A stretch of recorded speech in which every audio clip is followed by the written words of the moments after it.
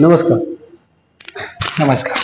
मी माझ्या अनुभवाचे बोल या यूट्यूब चॅनलच्या माध्यमातून आज आलो आहोत शिक्रापूर नगरीमधील ग्रामदेवरक भैरवनाथ यांचे पुजारी गुरव सर्व म्हणजे देवांच्या ज्या रूढी परंपरा आहेत त्या सर्वांचं अविरतपणे पालन करणारे आमच्या गावचे पुजारी बाळासाहेब शेंडे यांना आज भेटण्यासाठी त्यांच्याकडून गावच्या जडणघडणीचा रूढींचा परंपरांचा सगळ्या गोष्टींचा आपण त्यांच्याकडून एक आढावा या मुलाखतीच्या माध्यमातून घेणार आहोत.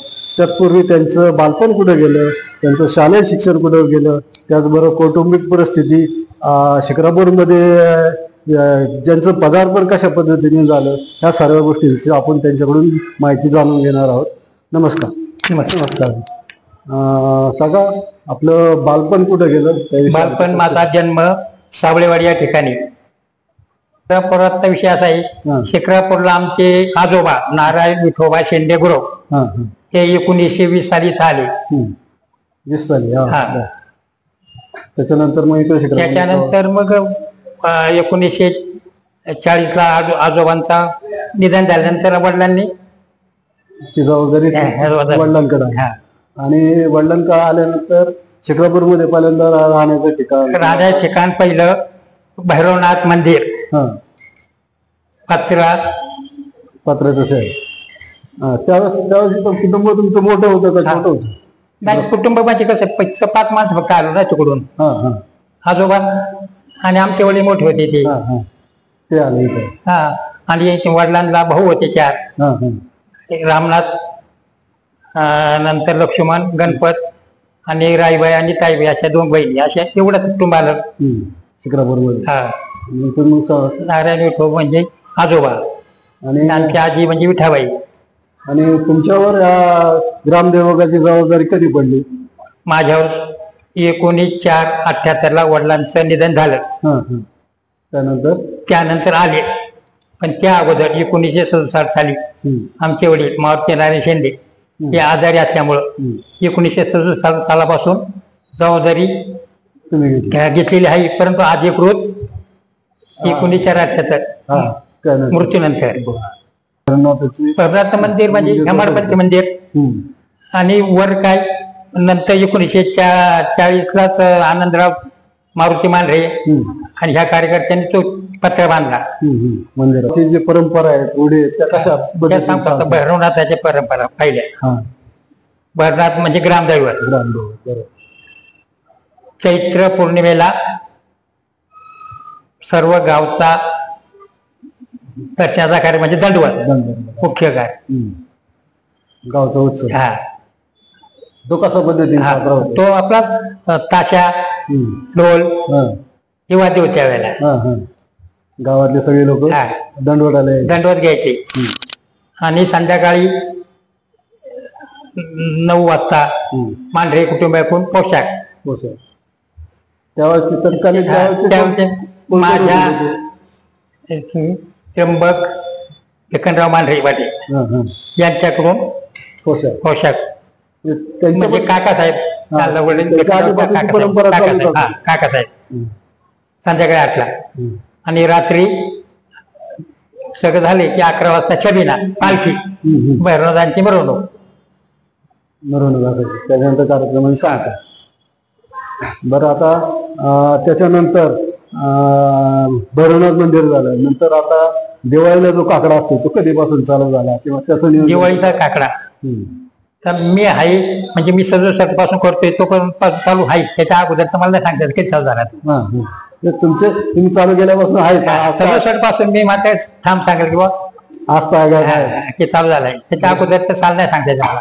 बरं, त्या काकड्याचं नियोजन पहाटे उठून काकडा संपस्तोपर्यंत तुमचं कामकाज कसं असतं ते सांगा. आता मी पहिलंच त्यावेळेला म्हणजे 78 पासून सांगतो. अगोदर तर वडील पाहत होते ना, त्यामुळे काय तो. पण मी वडिलांच्या नंतर सकाळी 4 ला उठून पहिला घंटा वाजवायचा. त्यावेळेला काय स्पीकरची व्यवस्था नव्हती. घंटा वाजवणे 4 वाजता आणि 5 ला भजनकरी येणार आणि काकडा चालू. बरं, आता त्यावेळेस ज्या जुन्या काळात काकडे उठे होते, काकडे करणारे होते बजनी मंडळ, त्या बजनी मंडळांपैकी जरा जुन्या जाणत्या लोकांची नावं सांगा. जुन्या नावाचं सांगतो मी. पहिलं बाबूराव हिरवे म्हणजे जनार्दन वासुदेव हिरवे. 2 दगडोबा रामचंद्र हिरवे. बबनराव तुकाराम दळवी. महादेव दुर्गाजी महाजन. ज्ञानेश्वर धोंडेराम चिटी. गावातली पहिले. आणि त्यानंतर चाकण रोडला जयसिंगराव जनकरराव मांढरे पाटील. तुकाराम काशीबा खेडकर. मुरलीधर काशीनाथ शिंदे. विठ्ठल सोपानराव चव्हाण. बाबा गणपत चव्हाण. हे जुने सगळे जाणते लोक त्यावेळेस काकडा ते यायचे. इकडून दिनकरराव मल्हारराव सासवडे गुरुजी. चंद्रराव मारुती जाकाते. दगडोबा सभाजी जाकाते. त्या काळाच्या आता त्यातले बरेचसे आहेत नाही. आता आहेत बरोबर. नंतर इकडून चाकण बाजीरा याच्यावरून माळावरून मारुती बाबूराव खरपुडे. दत्तात्रय कृष्णाजी गायकवाड. लक्ष्मण कोंडेबा चायार. राम कोंडेबा चायार. केशव कोंडेबा चायार. हे सगळे त्या काळातली भजनकरी म्हणजे काकड्याला गावाच्या सगळ्या कोपऱ्यातून येणारे लोक. रामभाऊ ज्ञानभाऊ खरपुडे. त्यांच्याकडून तो काकडा व्हायचा. काकड्यानंतर काकड्याचा शेवट असतो. शेवटचं आपण महाबळेश्वर नगरला असतो. तर त्याविषयी सांगा. ते काय त्याविषयी म्हणजे कसं आहे की वैकुंठ चतुर्थीचं पारणं केसनराव माधव भुजबळ यांची वस्ती महाबळेश्वरला. ते वैकुंठ चतुर्थी पारणं पूर्ण दिवशी करतात. वैकुंठ चतुर्थी आदल्या दिवशी महादेवाचं म्हणजे विष्णूचा उपास असतो वैकुंठ चतुर्थी. आणि सकाळी सूर्योदयाबरोबर महादेवाची पूजा करायची आणि पारणं करायची. ही पद्धत त्या काळात. इकडं काकडा संपला की आपण सगळं जेवायला जायचं. ही पद्धत आजपर्यंत चालू आहे. ती चालू आहे. शालेय शिक्षण तुमचं कुठपर्यंत झालं? शालेय शिक्षण 1961 साली पहिलीचा वर्ग. कुठं असायचा तो? शिक्रापूर. आपली इमारत म्हणजे पहिल्याच्या शाळा होती त्यावेळेस मंदिरात. कुठल्या मंदिरात असायचं? राम मंदिर. पांडुरंग मंदिर. शाळा नव्हतीच मध्ये त्यावेळेस शाळा नव्हती. 62 शाळा झाली. त्यावेळी मग 62 शाळेत नवीन शाळेत गेलो. त्यावेळेचे गुरुजी कोण होते काय आठवत आहे का? गुरुजी आमच्या साकोरे गुरुजी होते आम्हाला. दम साकोरे ते होते का? त्यावेळेस तुमचे वर्गमित्र कोण? वर्गमित्र अरुण दादा करंजे पाटील. 1 नंबर मित्र. मच्छिंद्रनाथ शिवाजीराव मांढरे पाटील. 2 कट्टर मित्र. म्हणजे एकत्र सहवास शाळेचा. मच्छिंद्रनाथ म्हणजे घराजवळ असल्यामुळं 24 तास म्हणलं तर तिथंच आमचं पछाडीला निवास राहायचा. राम मंदिरामध्ये. राम मंदिर राहिला होतो. राम मंदिर राहिला असल्यामुळं आबाचं म्हणजे मच्छिंद्रनाथ मांढरे यांचं घराच्या पाठीमागे हे होतं दगडी फरशीचं आणि तुळशीवृंदावन. तिथं आम्ही अभ्यास म्हणजे पहिल्यापासून म्हणजे एक दिवस असं नाही. पहिले 7वी वगैरे. बरं आता लोकांना पडलेला प्रश्न म्हणजे तुमचं शिक्षण किती पर्यंत झालं? आमच्या 10वी. 10वी का त्यावेळेची 11वी असेल? त्यावेळी 8वी होती पण मी 10वी वडील आजारी पडले. त्याच्यामुळे 10वी पर्यंत शिक्षण झालं. 10वी मग 4 महिनेच फक्त 11वी गेलो आणि घरी राहिलो. तिथून पण शिक्षण थांबलं. आणि मग ही गावाची जबाबदारी तुमच्यावर पडली आजारपणामुळं. झाले आजारी पडले म्हणून कामाला लाभ त्यापासूनच म्हणजे 7वी होतं त्यावेळेला. त्यावेळेची गावाची परिस्थिती किती? गाव किती छोटं होतं काय होतं त्याच्याविषयी सांगा. 67 ना गाव एकदम छोट. तरी किती लोकसंख्या असेल त्यावेळेला? 1977 फक्त 3,500. बस एवढेच लोक. 76 पासून सांगेल मी. 76 वर 3,500 होती फक्त. बरं त्यावेळेस गावातली जुन्या काळातली दुकानं कोणकोणती होती? दुकान म्हणजे पहिलं दुकान फक्त होंडराचं होतं पूर्वी. मधुकर अण्णा थिटे आणि सोनोबंत बाजीराव तक्ते. हा हा नाही, राम मंदिर शेजारी राहिला गेले हा हा शिंदे. किती गाणी होती त्यावेळेस? तिथं गाणी होती, 2 गाणी होती. 2 गाणी होती. बरं, तत्कालीन त्यावेळेसचे गाव कारभारी कोण कोण होते तुमच्या? त्यावेळी माझ्या 1952 आपली पंचायत झाली. त्यावेळेला भाऊसाहेब तुकाराम मांढरे सरपंच, पहिले सरपंच. आणि त्यांच्या जोडीला बारीकराव शिमळा भुजबळ, धोंडीबा पेराजी वेरुळे, गुलाबराव बाबाजी मांढरे, ही सगळी बॉडी कमीच असेल ना त्यावेळेस? त्यावेळी 5-7 होती. 7 जणांची बॉडी. सोंडेची एक बाई होती, ते नाव आता माझ्या लक्षात आहे ना. 5-6 लोकांची. आणि मग 62ला वसंतराव रामचंद्र करंजे यांची चालू झाली सरपंच. चालू. आणि आपल्या गावाच्या आडाविषयी थोडी माहिती सांगा. पाण्याचं. पाण्याचं म्हणजे पहिलं पूर्वी टपला दाड म्हणून इथं पुढं हे रिलायन्स आहे ना, रिलायन्स अलीकडं, त्या मुडीच्या अलीकडं टपला दाड म्हणून होता. तिथं पूर्वी टपाल थांबायचं म्हणून टपालच नाव. पोस्टाची गाडी थांबायची तिथं म्हणून त्याला टपालाच म्हणून आड म्हणायचं. आणि नंतर वसंतराव करंजेंच्या ह्याच्यात तो आड आपल्या नदीची तो बांधला. तर पहिलं तो, आणि इकडे विषयवायर एक आनंदराव मारुप्रमाणे शेजारी, हे 2च होते पहिले.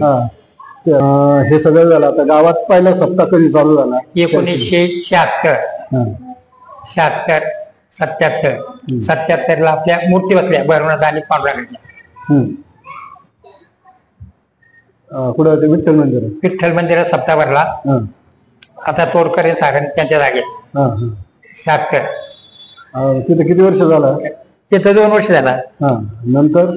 नंतर मग भरनाथ मंदिरात दाखल. भरनाथ मंदिर चालू झाला. तुम्ही असता. बरं, आता काका, आता अजून एक प्रश्न. तुम्ही ज्या खणखणीत आवाजात आरती म्हणून सत्यनारायणची महापूजा चालू केली, तर ती महापूजाची सुरुवात सत्यनारायणची ती कधीपासून झाली तुमची? वडील वारल्यानंतर 1978. 78 नंतर सुरुवात पहिल्यांदा कुठं पूजा केली असं काय? वाबळेवाडी. कोणाकडं? वाबळेवाडी ना, ती आता वाबळ्याचं नाव माझ्या लक्षात नाही. हरिभाऊ वाबळे. त्यांची पहिली पूजा केली. त्याच्यानंतर मग असता सगळीकडे पूजा चालूच. आणि पूजेला साहित्य वगैरे काय असेल? साहित्याचा तर तुटवडा. आता सगळं उपलब्ध आहे, पाहिजे ते कसं ऍडजस्ट करायचं तुम्ही? चार्जेस जे असेल ते फक्त मी म्हणायचो भाव आहे ना तुमच्याकडे, पहिल्यापासून एकच ठेवलं. भाव तिथं देव, आणि त्या पद्धतीने आजपर्यंत चालू. कुठल्याही गोष्टीचं हे करायचं नाही, पाहिजेच म्हणून. पूजेचा असो किंवा दक्षिणाचा असो. आता पूजेसाठी तुम्ही शिक्रापूर सोडून पंचक्रोशीत पण कुठल्या गावात तुमचं जाणं असायचं? हे काय, दोन्ही दातेगाव, बुद्रुक, दातेगाव, खुर्द, पिंपरी जगताप, करंदी, मुखई, कोंढापुरी, कान्होर, हिवर, पिंपळ. तुमचा सकाळपासून संध्याकाळच्या दिवाबत्तीपर्यंत जो तुमचा हे असतं दिनकरी आहे, तर ती कशी असते ती सांगा. सकाळी पहिलं 1978 ला त्यावेळी सांगू. पहिलं सकाळी लवकर उठायचं, पूजा करायची, आणि भिक्षासाठी विभाग म्हणजे वाबळेवाडीच्या विभाग किंवा ताकडोच्या विभाग, कोणत्या विभागात आपलं भिक्षा मागायचं. 11 वाजता यायची. म्हणजे घरोघरी जायचं? बरोबर, भिक्षा मागायला. कशाबद्दल ते? भिक्षा मागायची म्हणजे काय करायचं? भिक्षा मागायची म्हणजे जोळी. त्या जोळीत कोणी धान्य देईल, कोणी पीठ देईल, हे सगळं गोळा करायचं. त्याच्यानंतर घरी यायचं. नंतर जेवण घेऊन जेवण करायचं. आणि संध्याकाळी आपलं 5 वाजल्याची देवबत्ती. आणि महत्वाचा विषय म्हणजे पूजा आणि झाड लोटलेले बाकी लोक मदत करायची, घरातले सगळे. बाकी जास्त. आणि गावात त्यावेळेस लाईट होती का? लाईट 62 ला आली ना. लाईट आली ना. त्याच्या आधी काय होतं गावात? त्यावेळेला फक्त कंदील. कुठं असायची ते? कंदील आता जागी जागी पंचायतीचे राहिले होते 5-6 खांब. मोदी चौकात असेल. हा ठिकठिकाणी होते 5-6 ठिकाणी फक्त. त्याची देवावरती कोण करायचं? त्यावरती एक पापाबाई म्हणून होता. पापाबाई इनामदार. त्यांच्याकडे जावं. नंतर मग कोतवाल आपला बाळासाहेब. बरं आता काका तुमच्या परिवाराविषयी थोडी माहिती सांगा. तुमच्या परिवारातले कोण कोण लोक होते, किती जण होते, आता सध्या काय आहे, कुठं काय करतात त्याविषयी सांगा. तुमची मुलं किती? आता मावळते लाले शेंदेवांचे वडील, आम्ही 5 जण भाऊ. मोठा भाऊ बबनराव, चंदननगर रहिवासी, सध्या 1970 साली पोस्टात नोकरी. चंदननगर आणि परिसर तिथे त्यांची सर्व्हिस झाली. आणि काही काळ 1970 गेल्यानंतर पहिला काळ त्यांचा दापोडीला गेला. पहिला सुरत दापोडीला नेमणूक झाली. दापोडीला नेमणूक झाली त्यावेळेला पडरवाडी, त्यावेळेला नारायणराव दगडो मांढरे, दशरथ गणपतराव मांढरे ते वडरवाडीमध्ये राहत होते. त्या ठिकाणी त्यांनी निवास केला पहिला. आणि मग आम्ही डबा घेऊन जायचो पुढे स्टँडवर दापोडीचा असताना. बरं आता दुसरे बंधू? दुसरे बंधू म्हणजे तिथून सुरुवात. मग ते आता ते 10 वर्षात का तिथं दापोडीत गेल्यानंतर चंदननगर मध्ये झाली. मग चंदननगर मध्ये आज शेवटी रिटायर झाली. आता त्याचे दुसरे भाऊ? आता दुसरे बंधू आमचे आदिनाथ इथं पोस्टात सर्व्हिस केली पहिली 3 वर्षे. आणि मग PCMT इकडं म्हणजे PMT जॉईन झाला. नंतर 3 नंबर विजय पेपरवर होता. पेपरवर 4था भाऊ राजेंद्र, तो 1995 ला आपलं BST घाटकोपर मुंबई तिथे जॉईन झाला. ते चालू असेल. नंतर आम्हाला म्हणजे मी 2 नंबर माझाची. आणि आमची बहीण 5वी विठाव्या म्हणून तिला नेरवीला दिली. 75 झाली. आपलं दोघांचं लग्न झालं बहिणी सर माझं नेरवी. आता तुमची मंडळी कुठली आहे? आमची मंडळी चाकणला कोणाची? चाकणला पांडुरंग रघुनाथ शिंदे. लग्न आमचं बहीण भावाचं राम मंदिरासमोर झालं. गावा शिकरा आता मुलांविषयी सांगा. मुलांविषयी म्हणजे मोठा मुलगा मंगेश, 18-10-78 जन्म. त्याचा व्यवसाय होता पेपरचा. ते पेपर टाकायचं चालू केलं. झालं 28-8-81. संतोष प्राथमिक शाळा शिक्रापूर सागर विद्याधामला झालं. आणि मग नोकरीचा विषय नाही, 12वी त्या विषयात पेपरचा विषय घेतला डोक्यात. पेपर चालू केला. आणि सध्या आता पाण्याचा व्यवसाय. सध्या आता पाण्याचा व्यवसाय करतो. आणि मंगेश तो क्रिकेट करतो याचं गणेश आपले याचं बलरामचं. ठीक आहे चालेल. मुलांविषयीचा आता विषय झाला. बरं आता तुमचं जे गावातले मंदिर आहेत त्यांच्याविषयी तुम्हाला जी माहिती सांगायची ती सांगा. भैरवनाथ मंदिर पूर्वी हेमाडपंथी होतं. आणि पुढं दगडी वटा होता. आणि साईडला 2 पत्र्याच्या इमारती. आणि साईडला सगळं मोकळं पटांग. दीपमाळ पुढे होती. दीपमाळ होती मध्ये, पण हे सगळं दीपमाळ ते दगडी याच्यावर होती. आणि मग दररोज सकाळी पूजा, सायंकाळी दिवा, दर रविवारी छबिना, दर पौर्णिमेला पालखी, हे नित्याचे कार्यक्रम. पौर्णिमेला ऊन वारा पाऊस काही नाही, सगळ्या सण म्हणजे गुढीपाडवा. गुढीपाडव्याला काय? गुढीपाडव्या दिवशी काय करायचं? अमावस्याच्या रात्री गुढ्या लावणे म्हणजे वडाची पानं, त्यामध्ये ज्वारी बांधायची थोडी, अशा 14 पुड्या तयार करायच्या. 2 पुड्या म्हणजे राजा आणि प्रधान, मांढरे आणि करंजी, त्या राजा प्रधान, आणि 12 महिन्याच्या 12 पुड्या, त्या रात्री संध्याकाळी 9 वाजता अमावस्या दिवशी भैरवनाथ मंदिरात खाली वडाची पानं आथरायची आणि त्या 14 पुड्या ठेवायच्या. त्याच्यावर वडाची पानं टाकून झाकून घ्यायचं. त्याच्यावर दर्पण ठेवायचं. आणि दुसऱ्या दिवशी सकाळी पाडव्या दिवशी हे 2 कारभारी, मांढरे आणि करंजी आणि सर्व ग्रामस्थ, त्या दोघांच्या हाताने पूजा करून त्या 12 महिन्याच्या 12 पुड्या वाटायच्या आणि सगळ्यांना थोडं ज्वारी द्यायची. वाढ त्या पुड्यामध्ये वाढ किंवा बरोबर आहे का पाहिजे, हा विषय हो. आणि पंचांग वाचायचे महत्वाचे विषय त्या दिवशी पंचांग भैरवनाथ मंदिरात आजपर्यंत. तर पहिले पूजा मनोहर रावसाहेब करंजे पाटील, शंकरराव गंगाराम मांढरे पाटील यांच्या हस्ते मी पूजा करतो पहिली. ते गेल्यानंतर मांढऱ्याची बबनराव बाजीराव मांढरे, आणि करंजाचं खंडेराव माधवराव करंजी. त्यांनी परंपरा चालू ठेवली. नंतर मग नवरात्र उत्सवात फक्त संध्याकाळी 9मीला भैरवनाथाचं लग्न, आणि त्या अगोदर 2 दिवस भराडाचा कार्यक्रम करायची. पूर्वी त्यावेळेला लक्ष्मण भराडी, गोरख तेवढी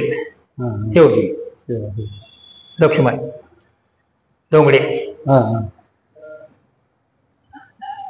आणि मग आम्ही लग्न 9मीला करायचे. मग दुसऱ्या दिवशी दसऱ्याच्या दुपारी 3 किंवा 4 वाजता पालखी सजवून शमलोंगण मांढरे माळा, तिथं बोलाई माळा म्हणतो म्हणून, तिथं बोलाईचं पादुक आहे, नाथाच्या पादुक आहे. नाथा साई मंदिरात केलेले आहे मांढरे बंधूंनी. आषाढी नाथाची आषाढी वारी म्हणजे पालखी विठ्ठलरायाला आषाढी एकादशी. इथून पायी पालखी घेऊन विठ्ठलवाडी जायचं आणि तिथं आंघोळ करून देवाला आंघोळ घालून परत यायचं. ती परंपरा. आणि त्याचबरोबर ग्रहण असायचं. आणि ग्रहणात विषय आहे त्याचं बीच हे झाल्यानंतर मग वर्षात येणारे ग्रहण आहे. ग्रहण सुटल्यानंतर नाथांची पालखी घेऊन नदीला जात होतो. नदीला पाणी होत त्यावेळेला. आता नदीला पाणी नाही, तर आता आम्ही सुरेश वसंतराव करंजे पाटील यांच्या इथे जातो आणि तिथं ग्रहणाचे पूजा करतो. अष्टमीचा विषय पूर्वी 12 लोकांनी वाटून घेतली होती पहिली बरेच दिवसापूर्वी. वर्षाच्या नाही बरेच म्हणजे 1960च्या अगोदरचा सांगतो. त्यावेळेला 12 जणांनी घेतल्या होत्या, पण त्या काही टिकल्या नाही. फक्त राजाबा ज्ञानबा सासवडे यांनी फक्त दर महिन्याला रात्री 9 वाजता यायचं, आम्हाला बोलवायचा, नैवेद्य दाखवायचा आणि जायचा. हा कार्यक्रम चालू होता. मग 1980 झाले. ज्ञानोबा राजा सासवडे, मी आणखी 2 भजनकरी आणि लादाराम पटेलचे त्यावेळेला मिळ होती. त्याचे वडील त्यावेळेस काय केलं आम्ही सांग की बबनराव म्हणजे मुख्य म्हणजे अष्टमीचे प्रवर्तक ते कोण, बबनराव आनंदराव मांढरे दादा हे आणि नानासाहेब सासवडे.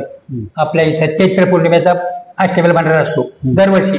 पूर्वी ते बौद्ध बसायची, म्हणजे माझ्या कार्यकिर्दीत वर्गणी गोळा करायची आणि संध्याकाळी जे पैसे येतील त्याच्यातून भंडारा करायचा.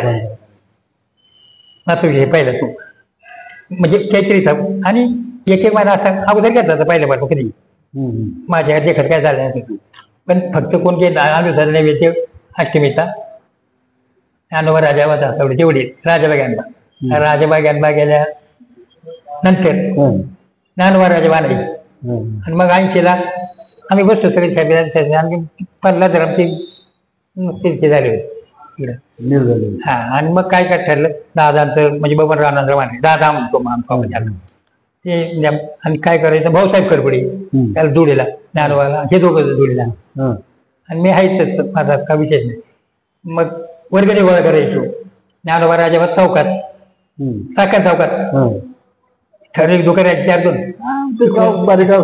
रुपया ठाणे काय 10-20 5-5 रुपये विकली ती. आणि तेवढ्यात भात जे तांदूळ आणायचे आणि आमटे करायची सोलागणावर. त्याच्याकरता वर्गणी केली आणि वर्गेतून कडी आणली पहिले कडे वर्गणी करून आणली. नंतर मग कडे आणले 2 बादली. आणि त्यावेळेची जी आमटी असायची ती म्हणजे करणारे भरपूर असायची पण आमटीला चवले असायची. आमटीला अशा प्रमाणे अष्टमी चालू झाली. आणि मग नंतर मग ती 2-2 माणसं ठरवली. हे बी काय झालं एक दिवस दादांना बी काही काम आलं ज्ञानोबा राजाला काय काम आलं. मला मी लग्नाला गेलो आणि लग्नावून आलो कुठे काय त्या मंदिरात. मग मी लगेच 1 किलो तांदूळ आणले शेजावळे भात आमचे देव दाखवा आमची घरली खाल्ला. आणि मग ठरवलं की 2-2 माणसं आम्ही ठरवली. म्हणजे तुम्ही प्रथा बंद पडून दिली होती. मग 2 माणसं चालू केली नंतर. आज काय आता 10 लोक आहेत आता काय नाही. पण पहिली 2-2 माणसं चालू केली. चैत्र पहिला वैशाख महिना ज्ञानोबा राजा सासवडे भाऊसाहेब खरपुडे या दोघांना दिला. ज्येष्ठ महिना याला वाहुल्याला. म्हणजे असं लोक त्यांचा सहभाग वाढला लोकांचा. असं प्रत्येकाला 2-2 महिने दिले. आषाढ महिना चंद्रराव होत. बरं आता पौर्णिमेला किंवा जी भजनं असायची त्या काळापासून जी चालू झाली ती भजनाचा विषय थोडीशी माहिती सांगा. गावात होणारी भजनाचं मी जुने सांगेल पहिले जुनेच ना. पहिले भजन करी 1 नंबर रामचंद्र धोंडीबाकरांचे पाटील केशव गणेश देशपांडे बाबूराव मिस्त्री म्हणजे सुतार बांबुर्डेकर पखवाज वादक हे यांचे वडील ना दसऱ्याचा जोडी 1 नंबर पखवाज आनंदराव नामदेव मांढरे पाटील पेटी 1 नंबर पेटी डोळे दाखवून.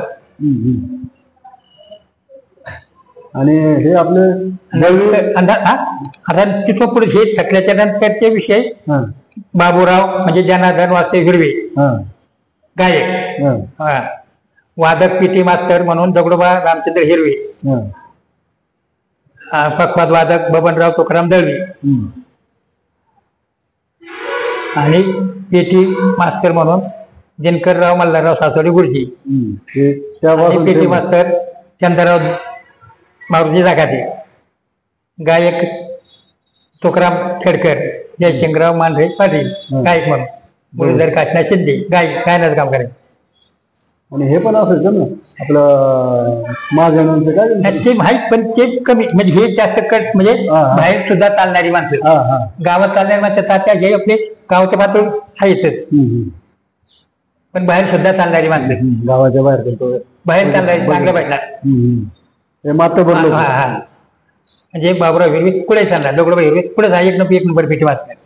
म्हणजे ज्ञानेश्वर धोंडराम शेट्टी माताच्या ही मंडळी आपल्या गावापासून 1 नंबर म्हणजे गाव त्यांना बाहेर फक्त बाबुराव हिरवे दगडोबा हिरवी चंद्रराव जाखाते सासवडे गुरु जयसिंगराव मांढरे.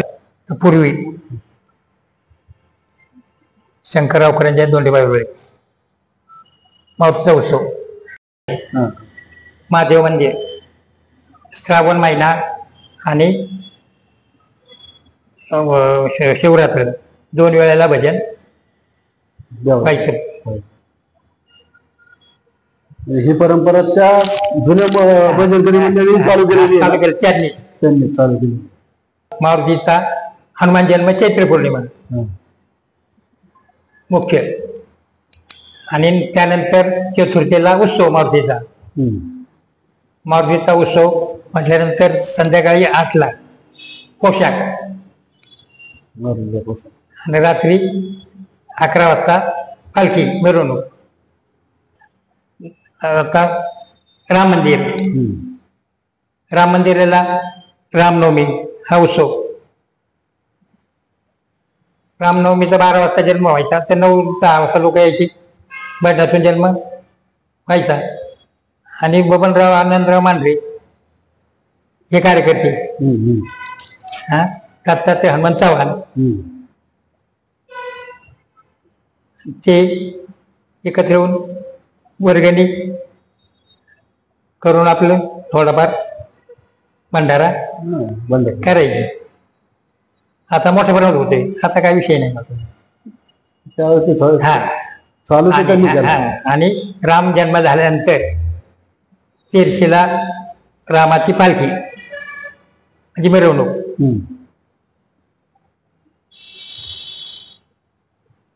म्हणजे छबिना संध्याकाळी, आणि छबिना झाला की ललित भजन सांगता होईल तेरशीला, चैत्र शुद्ध त्रयोदशी. आणि रोजची पूजा ताडलो देवची आहेच रोजची. आता पांडुरंग मंदिर, पांडुरंग मंदिर महत्वाचा विषय म्हणजे रामनवमी चैत्र महिन्यातली राम जन्म, आणि बार्शीला पालखी, आणि बार्शीत पालखी झाली की छबिना झाल्यानंतर ललित व्हायची. तिथं पण ललित झाले की समाधी. दररोजची पूजा दाडलोट देवची आहे. आणि कार्तिक महिन्यात म्हणजे अश्विन शुद्ध पौर्णिमा ती कार्तिक हे काकडा आहे ते महिन्यात दिवशी. आणि दुसरी गोष्ट म्हणजे गोकुळाष्टमी, 7 दिवस नाम सप्ताह म्हणजे आपलं विना राहायचा 7 दिवस.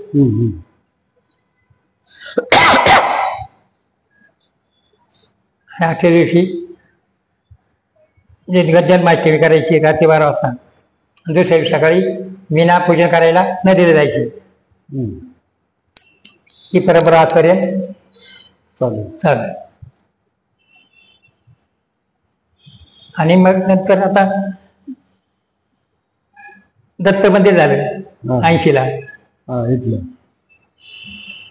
80ला दत्त मंदिर झालं नवीन. पहिली मंदिर एवढीच होती. दत्त मंदिर झालं 80. दत्त मंदिरात रोज पूजा, देवबत्ती झाडलो ते, आणि मार्गशीर्ष पौर्णिमा सायंकाळी जन्म. आणि प्रसादाला थोड्यापर्यंत पाहिजे पहिला, आता चांगल्या प्रमाणात होते. नंतर आता मग त्याच्यानंतर मग सावतामाळी 1962ला 1962ला हा 62ला मंदिर बांधलं. त्यावेळेला नुसतं मंदिर. नंतर आता मग त्याच्यानंतर मग सावतामाळी 1962ला 1962ला हा 62ला मंदिर बांधलं. त्यावेळेला नुसतं मंदिर आणि साईडला हे होतं, नुसतं बारीक मंदिर होतं. मंदिराचा पूजा अर्चा झाली आणि फक्त वार्षिक कार्यक्रम. फक्त राहिलं गोविंद महाराज भैरवनाथाचे भक्त, त्यांच्याविषयी हे लोकांना माहिती पाहिजे की गोविंद महाराजांचं भैरवनाथ प्रती किती प्रेम होतं, काय होतं त्याच्याविषयी सांग. गोविंद महाराज म्हणजे आजा भाऊ होता असं मला सांगितलेलं. आनंदराव मारुती मांढरे आजान भाऊ ते एक निश्चित भक्त होते. आणि ते त्यांनी तयारी केली आणि त्यांचा शेवट इथंच झाला. म्हणून त्यांची समाधी 1985 साली मोती चौक डाळमिल यांनी इमारत बांधली. त्यावेळेला ज्ञानोबा बापूसाहेब सासवडी आणि दिनकर मल्हारराव सासवडी यांच्या पुढाकाराने ही डाळमिलचं काम करून घेतलं. आणि तिथं ते समाधीचं पुनर्जीवन केलं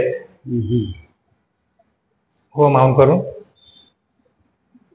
त्यांनी लिहिलेली ती हे ना त्यांचीच आरती आपण मंदिरामध्ये चालू म्हणजे त्यांचा शेवट त्यांचेच आहे. उत्तम ठाणे शकरा बरोबर उद्यानाचा कुटुंबात मने गोविंद लोणीकर त्यांचा पहिला. नंतर सायकल 1978 ला सायकल घेतली गोसावी गुरुजींची 100 रुपयाला. गोसावी गुरुजींचं पण गावच्या चांगलं सहभाग होता. हा मग ते सांगतो ना आता ते तुम्हाला ते आज एक माहिती सांगतोय ना. गोसाव्यांची प्रथा, भैरवनाथाचा पोशाख गोसाव्यांच्या हस्ती आस्थापित गोसावी. त्यावेळेस कोण होते त्यांचं नाव काय? त्यांचं नाव गंगाराम गोसावी, द्वारकाबाई गंगाराम गोसावी आणि द्वारकाबाई बाबुराव गोसावी. त्यांच्या काळापासून चालू करायला पोशाख त्यांच्या मुलांनी आतापर्यंत. नंतर गोसावी गुरुजी घ्यायचे. गोसावी गुरुजी म्हणून आता अण्णाच्या आणि सोनू घेतोय राजूचा. म्हणजे नाथाचा पोशाख, मारुतीचा पोशाक त्यांच्याकडे मानकरी म्हणून. आणि हेळा चर्मकार म्हणजे सदाशिवराम भाऊ साळुंकी, भागीरथ मारुती गर्दी, बबनराव भाऊसाहेब गर्दी त्यांच्याकडे. हेळा कधी 4 छबिनी, भैरवनाथ छबिना चैत्र पौर्णिमेचा, रामाचा तेरशीचा, विठोबाचा बार्शीचा, मारुतीचा चतुर्थीचा, त्या 4 छबिनेला गर्दी कंपनी हेळा घ्यायचा. आणि महत्वाची म्हणजे पहिले पूर्वी नायकाकडून सगळ्याला निमंत्रण जायचं बैठकीचं. गावात काय असेल नाईक मंदिर, भैरवनाथ मंदिरात काय बैठक घ्यायची कशाची वा दुसऱ्या कशाचं नाईक मंडळी. कोण कोण होते त्यावेळेला? बाळासाहेबांचे वडील गिरजू चव्हाण आणि येदू पेकू चव्हाण. काका, आता तुम्ही तुमच्या परिवाराविषयी, गावाचं जे जडणघडण आहे त्याविषयी आणि गावाची जी जेवढी मंदिर आहेत त्यांची तुम्ही नित्य नियमाने सेवा करता, गावाला चांगल्या प्रकारचं स्वरूप देण्याचा तुम्ही प्रयत्न करता. ज्या परंपरा गावामध्ये आतापर्यंत चालत आलं त्यामध्ये गाव आणि देव यामधला दुवा म्हणून जे तुम्ही आतापर्यंत काम केलं त्याबद्दल गावाच्या वतीने मी ऋण व्यक्त करतो. आणि तुम्ही दिलेली जी उपयुक्त माहिती आहे त्याविषयी मी तुमचे आभार मानतो आणि आपली छोटीशी लांबलेली मुलाखत संपली असं जाहीर करतो. नमस्कार. भैरवनाथांचे